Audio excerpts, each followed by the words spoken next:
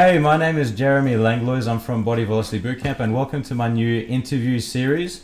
Look, what this is about is basically getting together with other local business people, because being a part of the community, we know the businesses, we know what the businesses do, but more often than not, we don't know the people behind the businesses. So today I'm happy to be with Chris Foenander from NGU Real Estate. Thanks, Jeremy. Thank you for your time, Chris. I know you're a busy man, so I appreciate it today. And look, today we're going to get to know a bit more about Chris and a bit more about his mission here with NGU South-West. I know it's relatively new. And so let's go straight into it. So first of all, Chris, man, before real estate, what were you doing prior to being a real estate agent? Oh, look, I was in corporate, so 10 years in corporate with Suncorp Group, and that was a mix of insurance roles as well as project roles and procurement roles and mostly risk management roles, and I kind of fell into that out of the call centre when I started in insurance. And I was just doing it as a job. I never really was passionate about it. Mm-hmm. And then came to a fork in the road, and said to my wife, should we give this real estate thing a go? And had no plan B, and thank God for that, because real estate's given me more than I could wish for. Yeah, that's awesome. Yeah, so you had no plan B, you just threw yourself into the real estate game. That's it. And look, you can't have a plan B in real estate. If you're gonna, you can never give it a go. I did say that before, but it's never something that you can do part time or really expect to see if it works. Like all in or nothing, all in or nothing. So fortunately, I was in that situation where I was okay. This is now I've got to take it seriously, and haven't looked back. I've had a wonderful career, a very challenging career. Yep. But opportunities continue to come my way, and very excited about what's to come. Yeah, right. Yeah. So you got into insurance with Suncorp straight after high school, or? Oh no, I was actually working in gyms before that. I was running an Indian restaurant. Yep, typical. I was in manufacturing as well. I was welding garden products. Yeah, right. I did that for years. That was one of my first jobs. Sitting behind a welder. Who would have thought, right? Yeah. So I've done all different types of roles. You've been in a whole bunch of industries. Absolutely. And I've studied as well. I've studied commerce and marketing. I've done a diploma of justice administration. Why? I don't know. At the time, it was what I did, and so I'm not young in any means, So I've definitely been busy through my years, but right now I think I've found the right calling, I guess you can call it. Yeah. I do love what I do, and it's not a job; it's a lifestyle. Yeah. And what clicked for you with real estate? Like your insurance. Yeah. What clicked in your mind to say, let's give real estate a go? What was it about it? People will tell me, and often you hear that where. Someone will tell you, oh, you'd be good in real estate, I suppose it's the element of customer service, it's the element of caring for people. Anyone can say they're a hard worker, try real estate. Yeah, anyone can say they do a 9 to 5. Well, real estate doesn't have a time limit, you know what I mean? So it definitely will challenge you in certain ways, but you don't know that until you give it a go. Honestly, I didn't know what I was in for. Mm-hmm. I thought, I'll sell some houses, It's really not about the houses. It honestly isn't. What is it about? It's about the people. And I and I'm still buzzing. I just came from an appointment. And so I'm a bit tardy. I'm a bit all hot and sweaty. You're my 9th appointment today. And because I'm just so excited about helping these clients, they just texted me, and they're going to call me tonight, and I know I've got the business. Yeah. Because I have the ability to connect with the people and help them realise it's about problem solving. They're here, they want to go here, in the smoothest ride possible with the best outcome. Anyone can sell a house. It's not about the house. It's about taking them through that process, and giving them the best ride possible. Yeah. No, that's really good. And have there been? I'm sure there have been. What kind of unexpected challenges have you had along the way? What kind of things have come up in your career that you've been like, well, I don't know how to handle that. What do I do from here? In real estate? Oh, you see it all the time. Right. You see it all the time. I've on a daily basis, an agent, is working with an issue, which means a sale may go backwards, which means a client may not be able to sell a property. I've got to be very delicate with how I talk about it because I don't want to personalise anything. But there's some. I've been on long journeys with clients for up to 12 months, and it's not about selling the property. It's about the challenges they've had, environmental issues, and to be able to give them a good outcome. So you need to be someone that is side by side with them, fighting those battles, whether it be council, whether it be neighbours, whether it be other environmental factors, the market, to be able to get them through the end with a good outcome.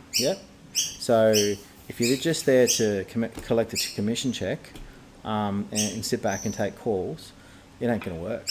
You know what I mean? Like you genuinely have to take customer service to the next level, and innately care about people, for this to work.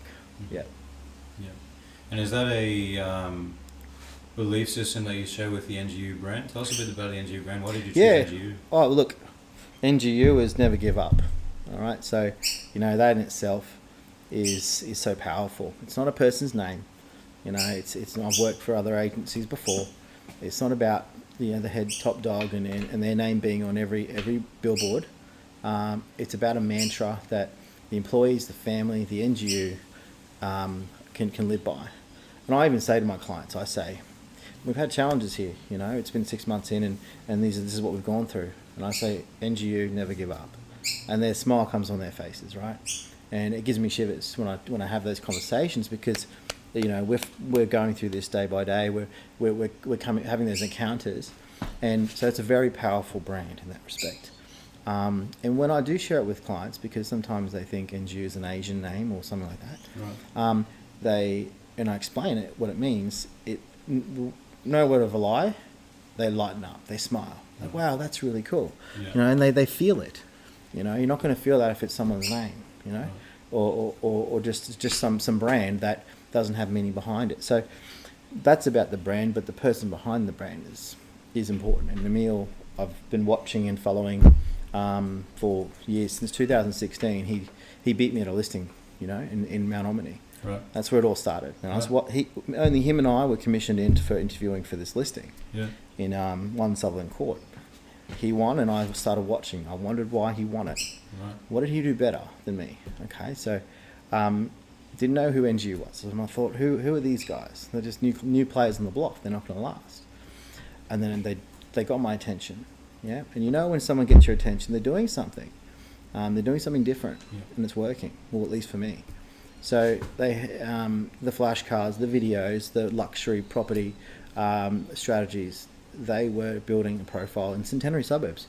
They dominated in this market from then on, creating suburb price records without being in real estate for less than 4 months. Right. Creating and establishing these benchmarks is unheard of. That's crazy, in Cinnamon Park in Mount Omni. He never even stepped in Mount Omni as a residential real estate 6 months before that. Who does that? You obviously have something that's very powerful. So, and here we are, 2 years on. I've been with the company 2 years now. 2 years already? Yeah. That's awesome. And when did you realize that you were more, because you could have been just a real estate agent working for an office or somebody else. When did you realize that you were more geared towards running a business rather than being an employee? I think Nan is I suppose my first associate I had in real estate. Nan's still with the company, he's doing very well. He and I were side by side for a year, Nan Tran, and he's now side by side with Emil. And I worked with him for around 12 months, and then he stepped out and tried, and it was aspiring to be an agent himself. And Emil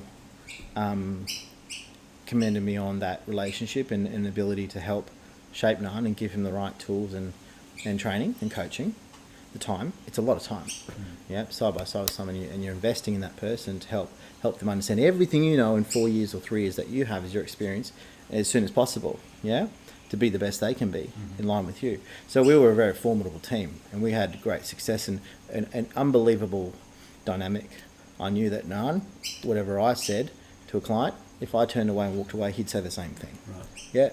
And that's a level of trust and level of standard that it's hard to. You really can't pay for that. You've got to find someone special. So that was a combination of you obviously finding someone special like Nan, and he's doing incredibly well, but also I guess realizing, okay, I can work with someone like that and help them become someone, and I enjoyed it, and it wasn't a burden to me. I really enjoyed it. So it was effortless. Exactly right. And you can have, I say you can have great lead. Like there's a lot of agents who are phenomenal agents doing incredibly well, making a lot of money. They step out to be a business owner. It's a different game. You know, are you a good leader?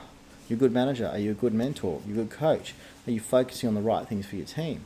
Or are you just a good agent? Right. Yep. Right. So there's a few factors that I talked to Emil about this, that you need to have that mix. You need to have time for the people and genuinely care about your people, and finding out where they are right now and what can you do to supplement them to get where they need to get. There's no comparison there. I don't want them to be Nan. I don't want them to be Emil or Chris. I want them to be the best they can be. Yeah. So that's really cool. You know, finding out, okay, well, what does that mean to you, and watching them grow. Yeah. That's I do love that. I do love that, and I've only just started. Yeah. I agree. That's the best feeling. Absolutely. That's the best feeling. Helping someone to elevate and their you'd game. and you'd see this every day in what you do, mate. Watching people grow week by week. You know, seeing their goals, seeing them realize their goals. You know, seeing them get happier, seeing them go through troubles. You know, and be able to push them through the right way. Massage them through. You know, the difficulties and realize, okay, they can get there. You know, it's so rewarding. 100%. 100%. And look, why'd you choose the Southwest? Why the Centenary Suburbs? What was your motivation behind coming in? I rolled the dice. You rolled the dice? No, look, I had this asked to me this morning, and I said, blatantly, I'm not from here. I didn't grow up here. Where did you grow up? I grew up everywhere, mate, everywhere. I grew up in Sunnybank, I grew up in Greenbank, I grew up in Runcorn, Indooroopilly, Aucklandflower, Paddington, yeah? Then I came and we bought in Oxley, me and the wife. I worked in Forest Lake before, but it was when I got in real estate, and I've grown up with friends who have been from these areas and always talked about loving these areas and loving where they lived. And stories like they would bike ride through the hills of Mount Omni and be like, I'm going to buy one of those houses one day, yeah? On their BMX bikes. You know, and for some reason that story connected to me. And I always talk about it, you know, one of my close friends. And he grew up in Middle Park and Westlake and so forth, and now he owns in Mount Omni. I sold his house in Middle Park. I think it was that transaction I did that really gave me passion. Because I saw what he told me years ago, him actually doing it. Is that, you know what I mean? Him actually doing it physically and delivering on that. And I see in my head, I see him on his little bike, you know, when he's younger, going up and picking out a house, and that's going to be mine. You know, I'm going to own one of these type of thing. So it was someone else's vision, someone else executing that went. Someone realizing. I just felt it. I felt it, and I said, "This is really cool." That's where it started. The discovery started. So then the people, meeting the people, seeing the community. You know what they've been through with the flood. I went through the flood from another point of view, and when I was in Aucklandflower, you know, my area was flooded, and we lost some things, but not to the means of everyone else. But the community here is so tight knit.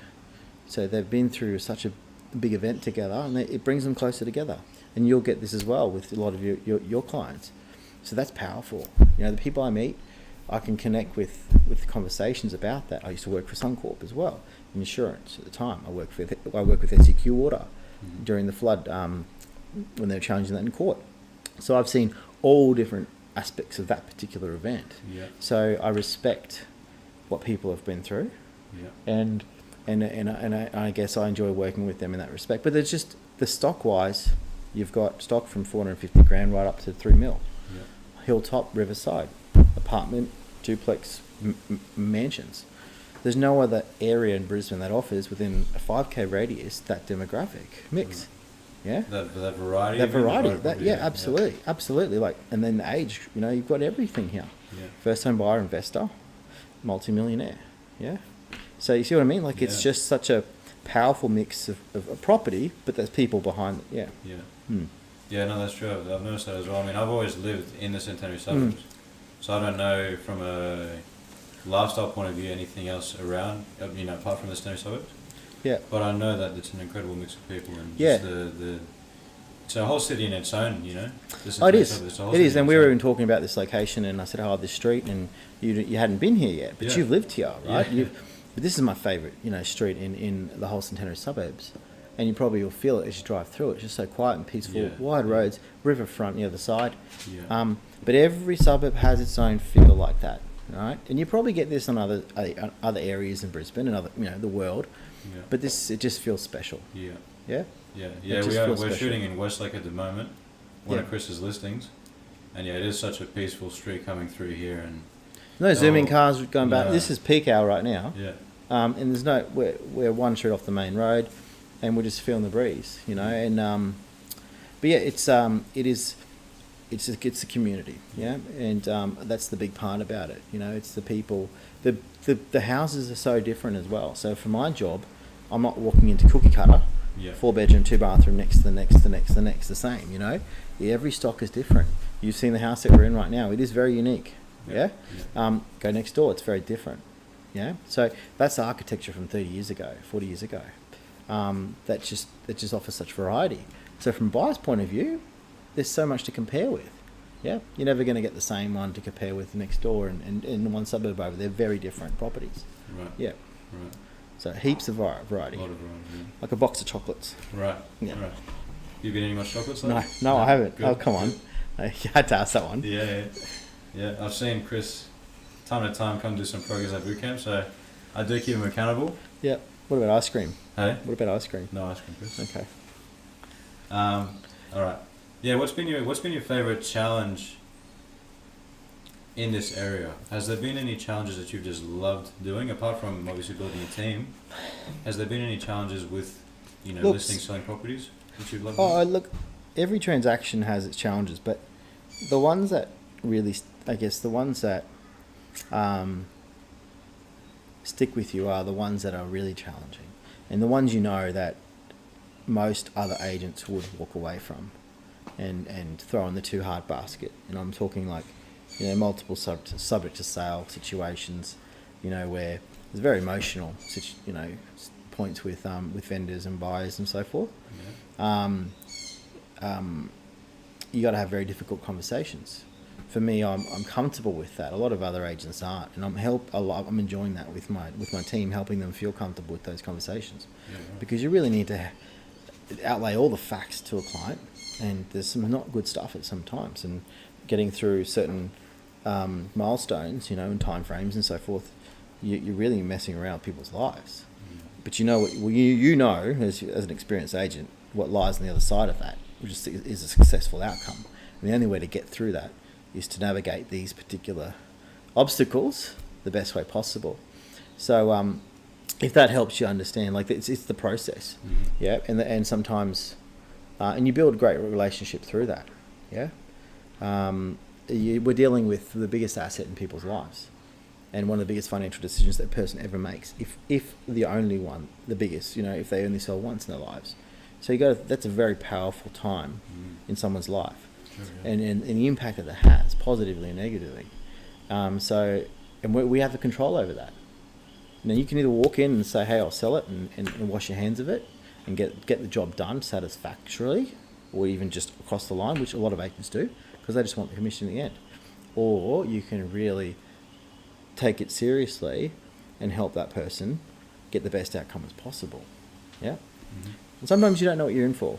You sign up for working with a client, and then you get hit with all these, whether it be building pests is just obliterated and it's a terrible outcome, termites through the house, or Right. that's pretty full on. Yeah. Yeah, it does happen. Yeah, Has there ever been a house where you've kind of listed and it's all gone perfectly, start to end? absolutely, Yeah. absolutely, yeah, definitely. And you never can predict it. Yeah. Never can, it's the fun about it, Yeah. Absolutely. Oh, you'll list one and you'll sell it within a week, Right. and it's 30 days done and it's settled. And that's a beautiful outcome, Sometimes you sit back and go, is that too easy? Yeah. The perception out there is, oh, we sold it so quickly and we're so great. Yeah. But the facts are, especially in the current environment, we've got to be more persistent. Yeah. We've got to What do you be mean by that? more persistent to find the right buyer. It's going to pay the right money, Right. and work harder to negotiate more money out of them. Right. Yeah. Right. Yeah. So in the financial markets, you know what's going on there with the Royal Commission. You've got election coming up. We've got it's raining today, so that's bad. No, you know what I mean? Like, it doesn't matter. There's so many factors that influence buyers. Yeah. So there's always something that comes up. Yeah. It sounds like an exciting roller coaster you're on. Yeah, every day is different, mate. Every day is different. Like I said, I'm buzzing because of what the experience I had with the previous client. It's just such a rewarding experience, and I treat this job really seriously because I take true respect in the opportunity I get to sell someone's property. Yeah. Does that make sense? It's not just a transaction. It's an honour. For them to go, yes, I select you. Yeah. Okay, great. Well, let's go. Yeah. And has there been any one single home in particular that's just stood out for you? A trend, like a experience? Yeah, like just listing a home. Has there been one in particular? Yeah, there is. It definitely is. It was a double subject to sale. Yeah. I won't say the address because then I'll keep it private. Yeah, but look, the clients, because it was a double subject to sale, we basically they were selling this property and then the buyers were selling their property to get this one. Yeah, so it was like dominoes. Yeah. So it all had to go through successfully to get my seller's end outcome. Yeah. In combined with that, we also had a building and pest, which went to town on the property and required and renegotiated on a sale price. I achieved over $1 million for the price for the sale price of the contract. The valuer comes through and values the property at $900,000. Right. All right. So the valuer physically says, "No, I can't justify that million and five you got. I'm going to say it's worth $105,000 less." All right. Just gutted the price. So that's we have no control over that. So what happens there? So then basically the bank's saying, "No, it's only worth $900,000." I negotiated the buyers up in fairly significantly, and then we thought we were on home straight. Okay, so we renegotiated a sale price. So that's the first big obstacle: getting axed by the valuer. Mm-hmm. Yep, and going from such a sensational price to okay, we have to accept that. Then the buyer's property, due to settlement timeframes. Basically, long story short, my vendors were on blow-up mattresses in their house because everything was moved out to the next stage, but they physically couldn't leave the property because they hadn't settled yet because the other properties hadn't settled themselves. Right? There were some delays and issues in the back here, which didn't let that one settle. Right. But whilst they had already started to commit on buying a caravan, buying some other things, and moving forward as you should when you're unconditional. This is after unconditional, don't get me wrong. So we've got the green light, we're unconditional. Things don't generally go backwards from that point of view or really pause. You're pretty certain that everything's going forward. But in that situation, the things that you didn't expect to go wrong were going wrong. So it's juggling a whole lot of obstacle, issues, and really trying to push them through to the right outcome. We ended up getting there, but there was some, really challenging situations there. I've got clients who are already physically, mentally moved on. Yeah, but we can't close that chapter off yet because this has to happen first. Right. So that forever will stay, close to me because it was a very, very intense situation to go through. Yeah. Because I feel it when they feel it. Yeah. I won't go to sleep at night if they're feeling comfortable because of something that I'm involved in. Yeah. So it was my mission to make sure that we got through that really the best outcome as possible. Yeah, I love that. Yeah. Does that make sense? Yeah, absolutely. So I wasn't sure if you were going to say some fancy home or the most expensive home or something. No, look. It sounds like the most challenging things have been your favourite. Well, they're the hardest things. Yeah. Anyone can sell a house. Yeah. The things that stay with me are the ones that actually require work. Yeah. I think, you know what I mean? Like, we can go on YouTube and Facebook and say, yeah, we've got this result, that result. Yeah, that's all good. We're all good at getting money. Cool. But not everyone will put in the time and the effort to do the work when the money necessarily isn't the driver. Yeah? Makes sense, when the person's life, the outcome or whatever it might be, So thankfully I'm mapped that way. I'm not mapped about commission. Yeah. You know what I mean? it's which is a detriment to me. Is I need to be more about money. Yeah. And Emil's teaching me about that. I think with here first. I think how am I impacting someone? How can I help them? Yeah. Versus how much money am I making out of Yeah. them? Yeah. Yeah. So for us, we've got to kind of rework that a bit to be a bit more level-minded. Yeah. Yeah. So that we think about, okay, what's this going to cost to my business as well? Yeah. Yeah. Because it's about being, I guess, a happy medium. Yeah. Yeah. Yeah. Both parties. That's awesome. So you work a ton every single day. When do you get time to relax? What do you do to relax? What do you do to chill out? Well, I exercised this morning, would you believe? I went for a run. Yeah. Oh, look, we have a very hectic lifestyle, but it's not. Don't get me wrong. I'm not grinding every single hour of the day. I'm a very flexible day. It's Yeah. what I plan it to be. Yeah. And like I said, if I showed you my calendar, Yeah. let's have a look. It's but it's 9th appointment for today. Right. I counted it before I came in for Right. this. But before today, it was probably before today started. It was probably about I had 6 or 7. Okay. Yeah, and bang, bang, bang, things get slotted in. And then I've got one tomorrow. Opens for tomorrow all set, but things will pop up. But look, try to have Sunday, Yeah. just some time with Leslie, with my wife, and with my pugs. Yeah. Chris Chris got 2 pugs. 2 pugs. And they're brothers and sisters. right? Yes. Brother and sister. Peggy and Frankie. Thank you, Frank. But I'm not home in a ridiculous hour. But so it's for me. It's just as long as I get enough, rest and recoup, and try to get exercise. And Yeah. I'm up early all the time. Like my brain starts going very early. I'm up at like 4:30, 5 o'clock. Yeah. So I know I need to have an early night because of that. Or reasonable hour, Yeah. and not be too silly. Not go out and drink, Yeah. on a Friday night and Yeah. Saturday night, and be silly because I've got to deliver for clients. Yeah. Yeah, do you know what I mean? Yeah. You got to make sure that you are on point because we're contracted as an employee at all times, so Yeah. to speak. Yeah. Yeah, Yeah. the 9 to 5 doesn't work. Yeah, we don't take the calls, we got to get the emails. So it's just realizing that you're committing to this as a lifestyle. I think that's my way to look at it. Yeah. And working it in best as possible. Till they still have flexibility. Yeah. Does that make sense? Yeah. Totally. Yeah.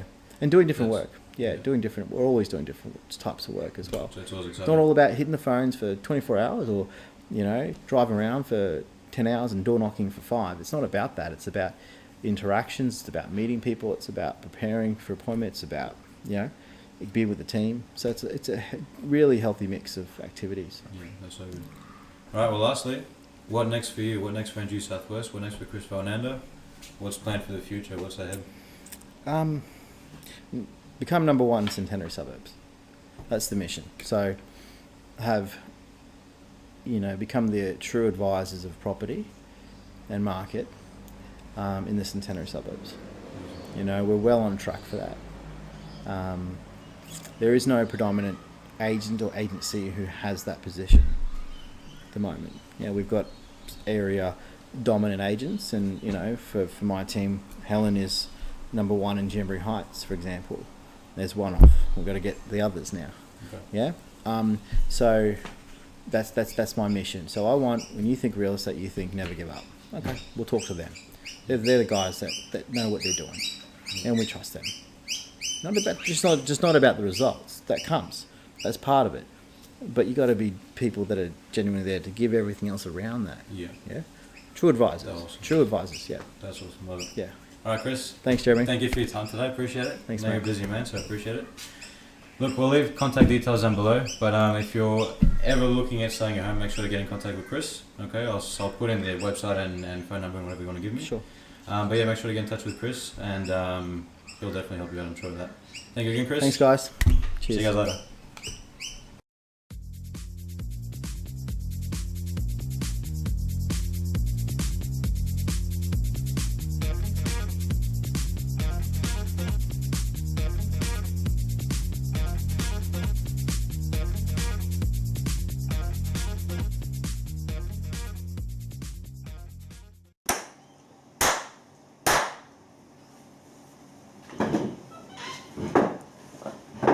It's like some voodoo stuff. Yeah. Clear the spread. Okay. All right.